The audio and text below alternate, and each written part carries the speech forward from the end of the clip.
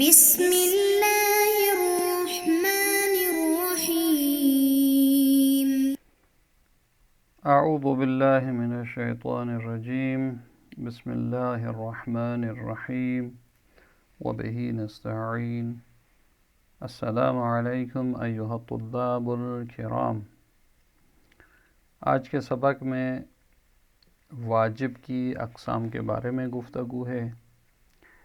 گزشتہ سبق میں تمہید کے طور پہ صاحب کتاب نے افعال کی اقسام بیان کی کہ ان میں سے ایک قسم واجب کی تھی کہ جس کے بارے میں شارع مقدس نے انجام دینے کا حکم دیا ہو اور اس کو ترک کرنا جو ہے وہ ممنوع ہے.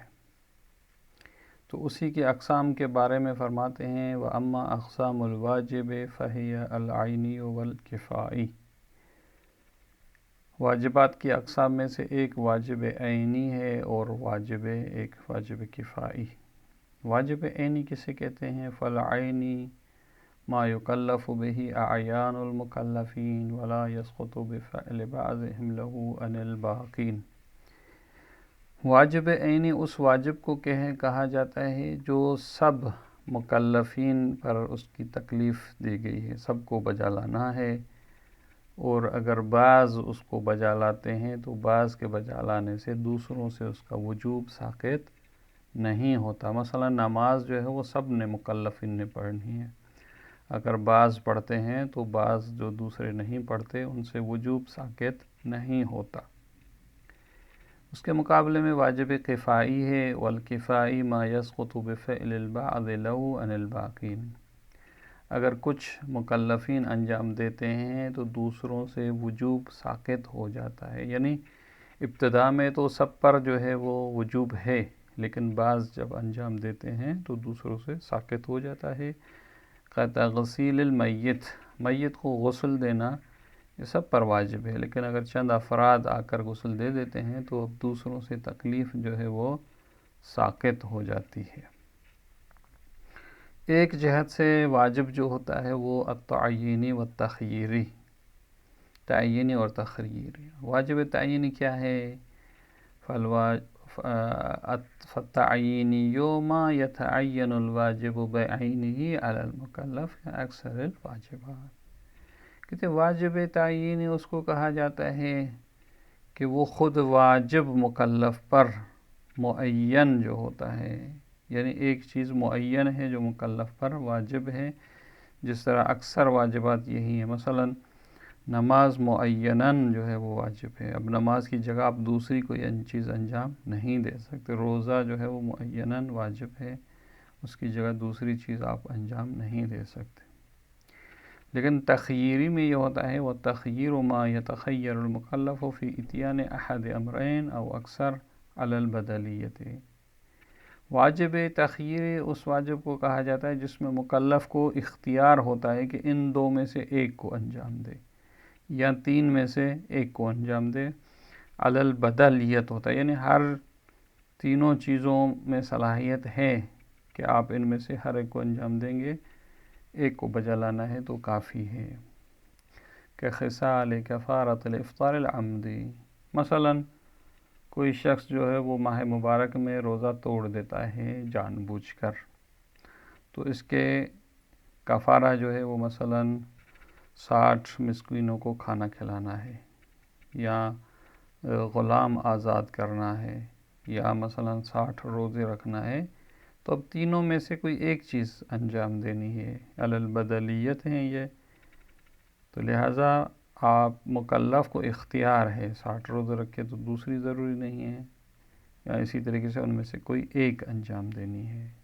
تو یہاں اختیار ہے کہ آپ ان میں سے کسی ایک کو بجا لیں، لیکن دوسرے واجبات میں نہیں ہے. مثلا نماز وہی انجام دینا ہے، اس کی بجا کوئی دوسری چیز آپ بجا نہیں لا سکتے. المضیق والموسع. واجب مضیق اور واجب موسع. واجب مضیق اس کو کہتے ہیں فالمضیق ما کان وقت الواجب فیہ بقدر الواجب.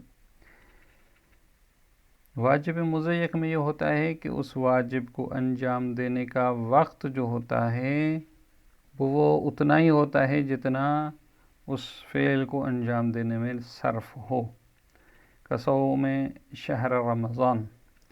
اب روزے کا جو ٹائم ہے مثلا اذان فجر سے لے کر غروب آفتاب، یہ خود روزہ بھی اتنا ہی ٹائم لیتا ہے کہ آپ جو روزہ رکھتے ہیں تو اذان فجر سے جو ہے وہ غروب مغرب تک جو ہے تو یہی وقت اس روزے کا ہے اور انجام دینا بھی اتنا ہی ٹائم لیتا ہے. اب یہ نہیں ہے کہ مثلا فرض کریں روزہ کم تر ہونا، وہی ٹائم ہے اور واجب بھی اتنا ہی ہے.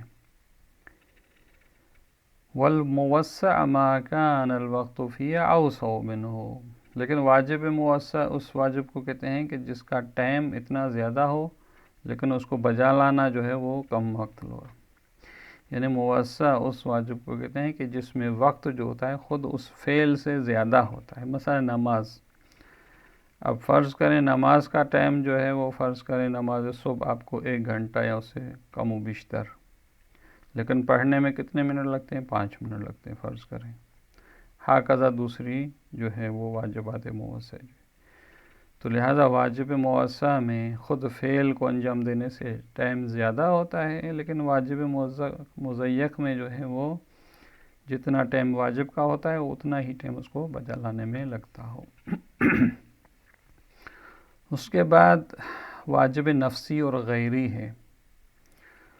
فالنفسی ما كانت مصلحته فی نفسه دون غیرہ. واجب نفسی اس واجب کو کہتے ہیں کہ جس میں مصلحت کے جس کی وجہ سے یہ واجب ہوا ہے خود اس فعل میں مصلحت ہوتی ہے، کسی دوسری چیز کی وجہ سے وہ واجب نہیں ہوا، خود اس میں جو مصلحت پائی جاتی ہے اس کی وجہ سے واجب.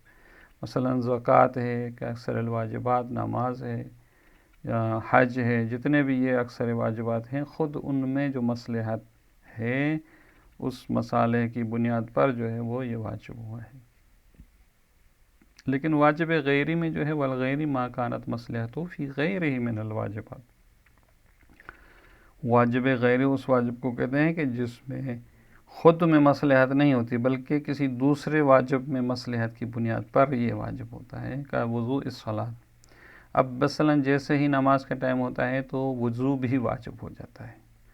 اب یہ وضو کا واجب ہونا خود وضو کی وجہ سے نہیں ہے بلکہ نماز کی وجہ سے ہے کہ جو مصلحت نماز میں ہے اس کی وجہ سے وضو بھی جو ہے وہ واجب ہو گیا ہے، لہذا اس کو واجب غیری کہا جاتا ہے. اس کے بعد ایک تقسیم جو واجبات کی ہے وہ واجب شرعی اور واجب عقلی ہے کہ شرع کی تعریف جو کرتے ہیں فالشرع ما كان دلیل وجوبہ من الشرع كالصوم.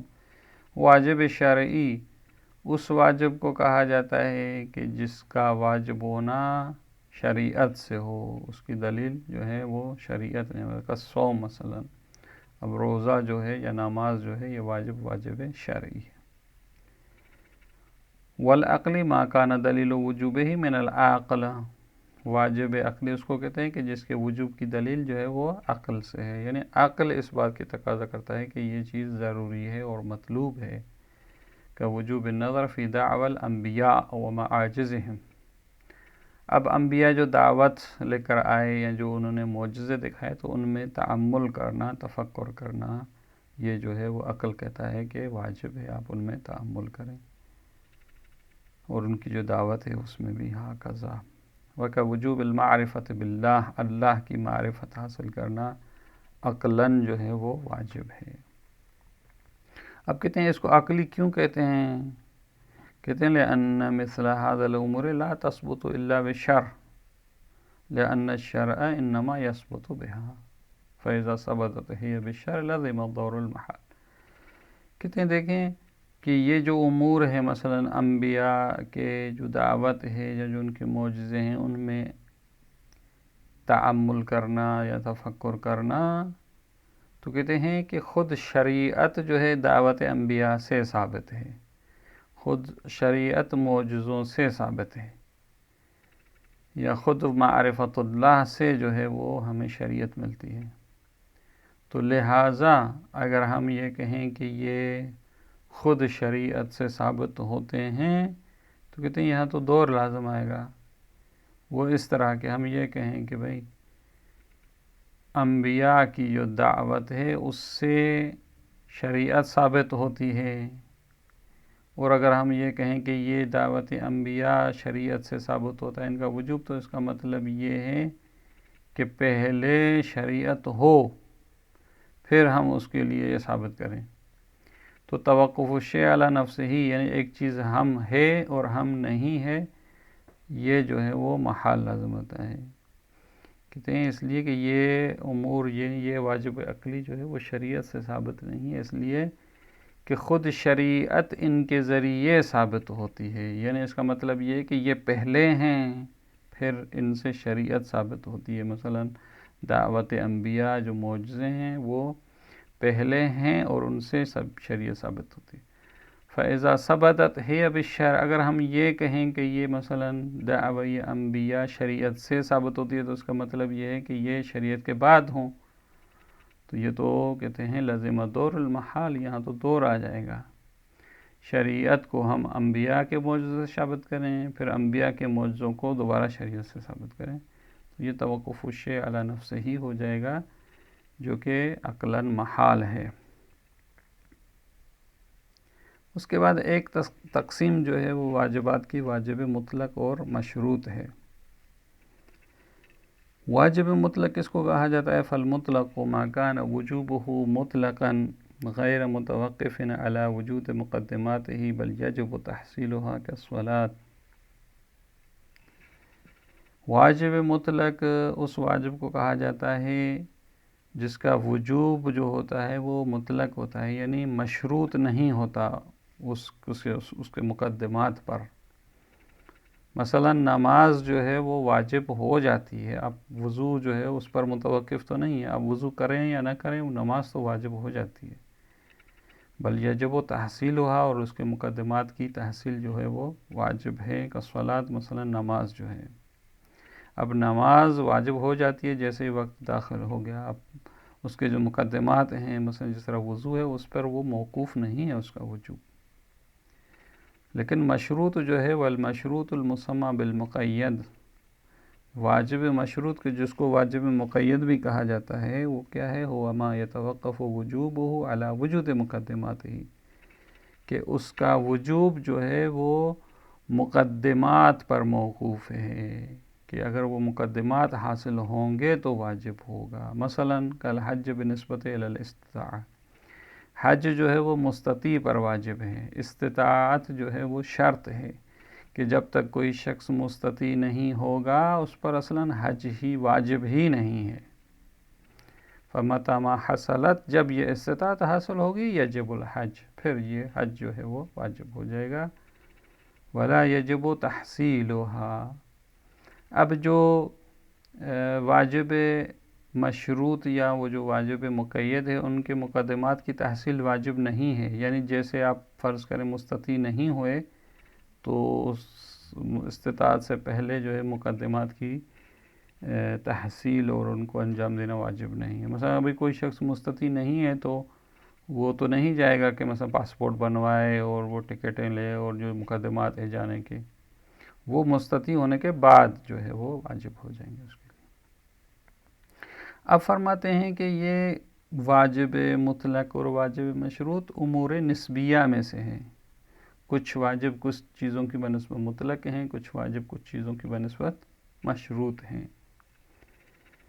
وَكَثِيرًا مَا يَكُونُ الْوَاجِبُ مُطْلَقًا بِالنِّسْبَةِ إِلَىٰ بَعْضِ مُقَدِّمَاتِهِ، کہتے ہیں کہ بہت دفعہ اس طرح ہوتا ہے کہ بعض واجب جو ہوتے ہیں وہ کچھ مقدمات کی بنسبت مطلق ہوتے ہیں، کہ جس کا نتیجہ یہ ہے کہ التی یجب و تحصیلها، کہ ان مقدمات کی تحصیل جو ہے وہ واجب ہے، چونکہ واجب ان کی بنسبت متوقف نہیں ہے۔ کالطہارۃ لبعض اعمال الحج، مثلا یہ طہارت جو ہے وہ کچھ ارکان حج کی بنسبت جو ہے وہ واجب مطلق ہے، لیکن کچھ واجبات جو ہے وہی مشروطاً بالنسبت الی بعضها الاخر، اب وہی واجب جو ہے وہ بعض ارکان کی بنسبت بعض مقدمات کی بنسبت جو ہے وہ واجب مشروط ہے۔ کل استطاعت، جس طرح استطاعت، اب یہ حج جو ہے یہ استطاعت کی بنسبت جو ہے وہ واجب مشروط ہے کہ جب تک استطاعت حاصل نہیں ہوگی حج واجب نہیں ہوگا، لیکن طہارت جو ہے وہ بعض اعمال حج کے لیے واجب مشروط نہیں ہے بلکہ مطلق۔ پس فالحج جو بالنسبت الی الطہارت مطلقون، کہ جس کی تحصیل واجب ہو جائے گی، وبالنسبت الی الاستطاعت مشروطون، تو لہذا یہ امور نسبیہ میں سے ضروری نہیں ہے کہ ایک جب واجب ہو تو حتماً وہ مطلق ہی ہوتا ہے سب مقدمات کی بنسبت، نہ بعض مقدمات کی بنسبت مطلق ہے تو ممکن ہے بعض مقدمات کی بنسبت جو ہے وہ واجب مشروط ہو۔ وہکذا واجب کی اور بھی جو ہے کچھ اقسام ہیں جو کہ انشاءاللہ آئندہ جلسے میں اس سے گفتگو کریں گے۔ والسلام علیکم ورحمۃ اللہ وبرکاتہ۔